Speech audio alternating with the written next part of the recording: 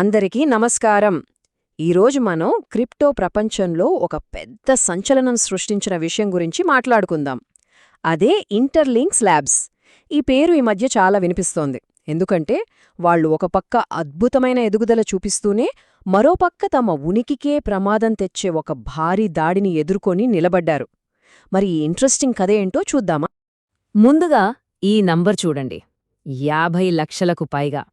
ఇది interlink labs network అతి త్వరలో చేరుకోబోతున్న యూజర్ల సంఖ్య అన్నమాట. వావ్! ఇది మామూలు విషయం కాదు. ఈ ప్రాజెక్ట్ ఎంత వేగంగా ప్రజల్లోకి వెళ్తుందో చెప్పడానికి ఇదొక పెద్ద ఉదాహరణ. కాని అసలు కథ ఇక్కడే మొదలవుతుంది. ఇంత వేగంగా ఎదుగుతున్న సమయంలోనే కొద్ది వారాల కిందట ఈ నెట్వర్క్పై ఒక భారీ 51% అటాక్ జరిగింది. నిజం చెప్పాలంటే ఏ బ్లాక్చైన్కైనా ఇదొక పీడకల లాంటిది. కాని ఇక్కడ జరిగిన అద్భుతం ఏంటంటే ఆ దాడిని విజయవంతంగా అడ్డుకున్నారు.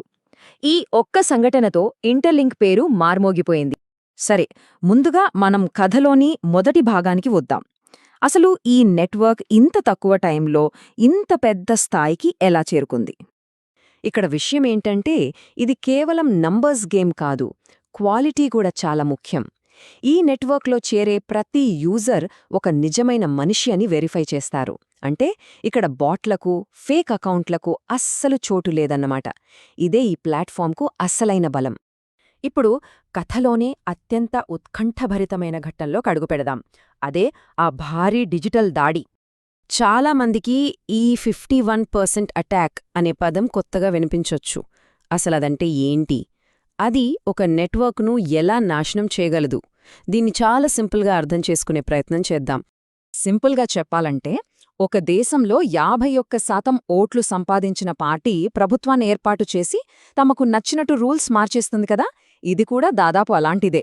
బ్లాక్చైన్ ప్రపంచంలో దాడి చేసేవాళ్లు నెట్వర్క్లోని మెజారిటీ పవర్ని కంట్రోల్లోకి తీసుకుని ట్రాన్సాక్షన్లను మార్చేయడం, ఆపేయడం లేదా ఒకే డబ్బుని 2 సార్లు ఖర్చు చేయడం లాంటివి చేస్తారు.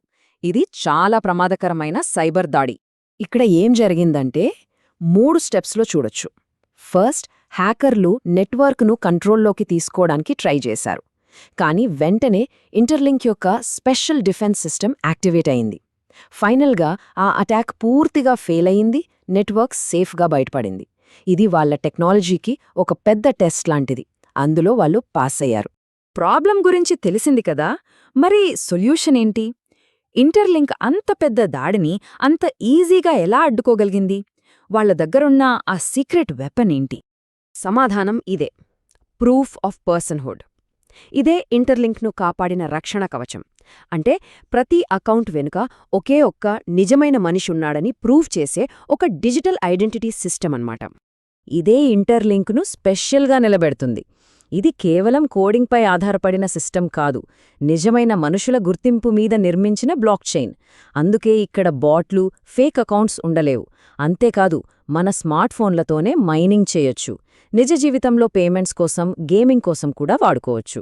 ఇది కేవలం ఒక కాయిన్ కాదు, ఒక కంప్లీట్ ఎకోసిస్టమ్. సరే, ఈ విజయం కేవలం ఇంటర్లింక్కు మాత్రమే కాదు, మనందరి డిజిటల్ భవిష్యత్తుకు కూడా ఎందుకు ముఖ్యమో ఇప్పుడు చూద్దాం. ఇక్కడ ఒక క్లియర్ పిక్చర్ కనిపిస్తోంది. మనం ప్రస్తుతం వాడుతున్న ఇంటర్నెట్ బాట్స్తో, స్కామ్స్తో, ఫేక్ న్యూస్తో నిండిపోయింది. కానీ ఇంటర్లింక్ నిర్మించాలనుకుంటున్న భవిష్యత్ ఇంటర్నెట్ అలా కాదు. అది కేవలం వెరిఫైడ్ మనుషుల కోసం, సేఫ్ ట్రాన్సాక్షన్ల కోసం, నిజమైన డిజిటల్ ఐడెంటిటీ కోసం నిర్మించబడి. దీనివల్ల లాంగ్ టర్మ్లో ఏం జరుగుతుంది? ముందుగా మనకు ఒక సేఫ్ ఆన్లైన్ ఎన్వైర్న్మెంట్ దొరుకుతుంది. Web3 టెక్నాలజీ అంటే భయపడే సాధారణ ప్రజలు కూడా దీన్ని నమ్మి వాడటం మొదలుపెడతారు. భవిష్యత్తులో డిజిటల్ పేమెంట్స్, ఐడెంటిటీ కోసం ఇదొక బలమైన పునాది అవుతుంది. వాళ్ల టార్గెట్ చిన్నది కాదు, ప్రపంచవ్యాప్తంగా బిలియన్ల యూజర్లను చేరుకోవడం. ఇప్పటివరకు మనం చాలా విషయాలు విశ్లేషించాం కదా, ఇప్పుడు కాస్త ఆలోచించాల్సిన సమయం వచ్చింది. ఇదొక $1 మిలియన్ ప్రశ్న కదూ. అంటే కేవలం మనిషి గుర్తింపుపై ఆధారపడిన ఈ టెక్నాలజీ తన గ్రోత్ని ఇలాగే కొనసాగించి భవిష్యత్తులో డిజిటల్ ఐడెంటిటీకి ఒక గ్లోబల్ స్టాండర్డ్గా మారగలదా? దీనిపై భిన్నమైన అభిప్రాయాలుండొచ్చు. ఈ టాపిక్పై మీ ఆలోచనలు ఏంటో కామెంట్స్లో తప్పకుండా పంచుకోండి. ఈ విశ్లేషణ నచ్చితే ఒక లైక్ ఇవ్వండి. అలాగే ఈ ముఖ్యమైన సమాచారాన్ని అందరితో షేర్ చేసుకోండి. మరో ఆసక్తికరమైన అంశంతో త్వరలోనే కలుద్దాం.